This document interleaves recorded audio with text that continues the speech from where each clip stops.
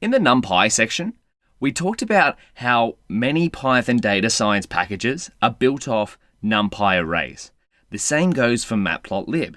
And one of the beautiful things about Matplotlib is it's about as flexible as NumPy arrays. If you can dream up a way to visualize data, chances are you can do it in Matplotlib. But there are some common kinds of visualizations than others, or some more common, ones you're more likely to come across. And these plots are the ones like line, scatter, bar, hist, and subplots, or plotting multiple visualizations on one figure. Let's have a look at some of these kinds of plots that you'll see more often, plots or figures, remember that word's kind of interchangeable, using pure NumPy arrays. So we'll start it off. So we'll go making figures with NumPy arrays. We'll make this markdown so it's a little bit communicative, and then we'll go import. If you haven't already done this, we've done this at the top, but we'll do it again. Import NumPy as NP. And we'll start off by create some data. X equals np.linspace 0, 10, 100. Might be going, hold on, Daniel, we haven't seen linspace. Well, in that case, remember, what can you do? Did you get it? Well, if you didn't, doesn't matter. We can press Shift-Tab and see what linspace actually does. So we want np, linspace, yep, start, stop, num. Okay, so they're the first three arguments. We've got 0 as start, 10 as stop, 100 as num. All right, well, let's have a look. Return evenly spaced numbers over a specified interval. Returns num evenly spaced samples calculated over the interval start, stop. So it's going to return num evenly spaced intervals between start and stop. So what do you think will happen here? Well, if in doubt, run the code. Let's check it out.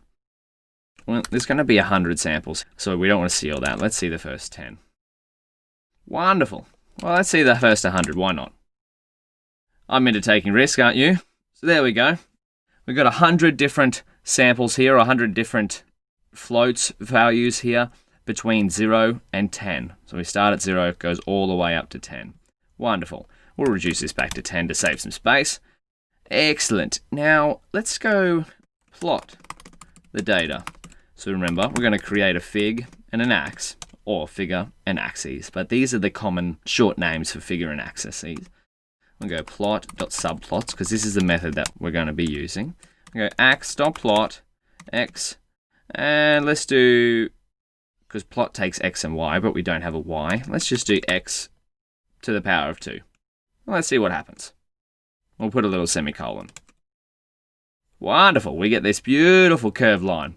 So the default here in Matplotlib when you call plot is a line plot. This is a line plot. So, and create a line plot. There we go. So as you can see, just a straight line. Now, use the same data. Let's create a scatter plot. Use the same data because these are the most common types. Let's write these down. We want line plot, scatter plot, bar plot, hist, and hist is short for histogram, and a subplot. They're the main types of plots we're going to be focused on. Of course there are more, but we could be going all year for the amount of plots you could do in Matplotlib. So we'll focus on the baseline ones, and then you can build upon that knowledge. So we want use same data to make a scatter plot. We'll see what a scatter plot is. So if we want to recreate it, we have to always reset fig and ax. If we're in a different cell, equals plt.subplots. Wonderful. Ax. Now we're going to use scatter. So up here we use .plot, but if we want a scatter plot, we'll see what that looks like in a second. We need to call .scatter on ax. So here we go. We want x, and then we want np. Maybe we'll do the exponential of x. And remember, if you're not sure what exp means, you can go Shift-Tab, read the docstring here, what it says it is, and if it's still not clear, you can look up the documentation. There we go. Well, it's kind of like a line, but a scatter plot is just another word for lots of dots on the plot. These are really close together, these dots, so they kind of look like a line, but they are all just dots. All right, well, how about another scatter plot? Let's make another one, just so we can see. Fig ax, I want you to get really used to typing out this. Fig ax, plt.subplots, this is going to be our bread and butter for Matplotlib. Ax.scatter, x. Let's create a wave, because we did one of those before, and that was my joke. Beautiful. So we got a nice little wave here, and if you're not sure what this is, well, this is a sine wave. And again, you can always see the docstring, or look it up. Remember the steps, you can search it up if you're still not sure after looking that. We've been using NumPy arrays, and that's what this section is, making figures with NumPy arrays. How about we create a plot directly from a dictionary? So, make a plot from dictionary, because this is just showing how versatile and flexible Matplotlib is.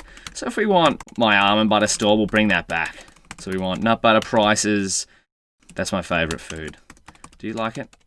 I like it too. So we want here, almond butter, 10. It's quite expensive. Peanut butter, not as expensive where I live. So 8. And cashew butter is the most expensive. Cashews are hard to come by, you know. In short supply sometimes.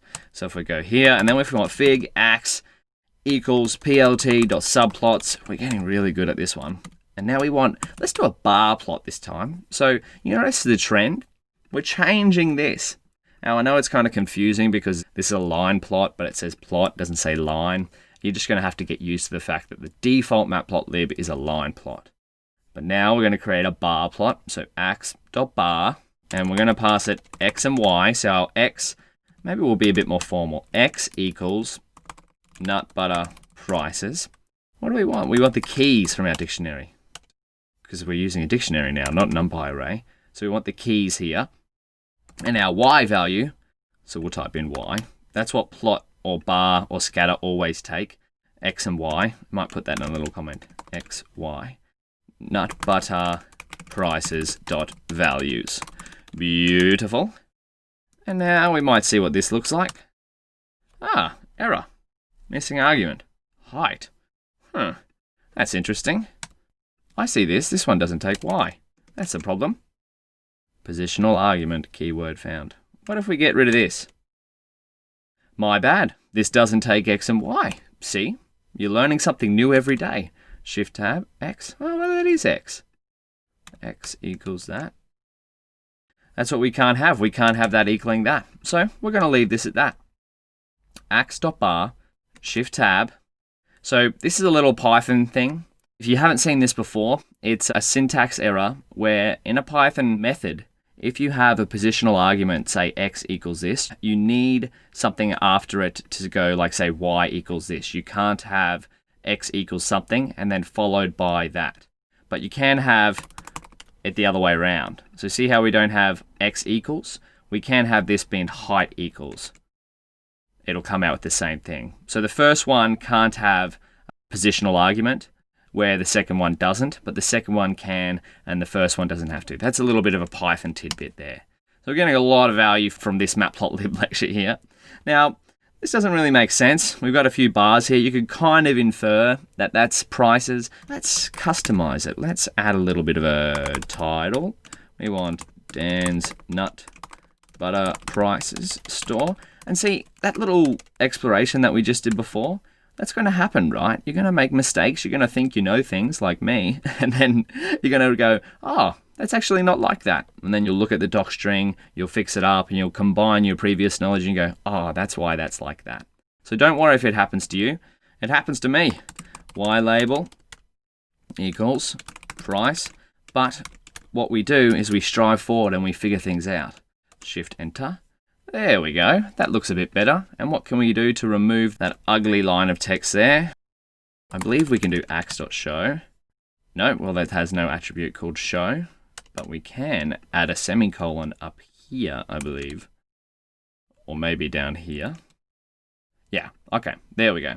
So we're learning on the fly here. If you want to remove that nasty line of output code, you can add a semicolon to the last line where you call ax. We've seen this semicolon before, but we've just seen where you actually have to put it. It's on the last line where you reference ax. Well, there we go. You can create your own store. We've just seen how to plot from NumPy arrays. We'll look at a little bit more in the next video, but to prevent this one from getting too long, we'll pause it here. So take a little break, create your own plot from a dictionary or a NumPy array, and I'll see you shortly.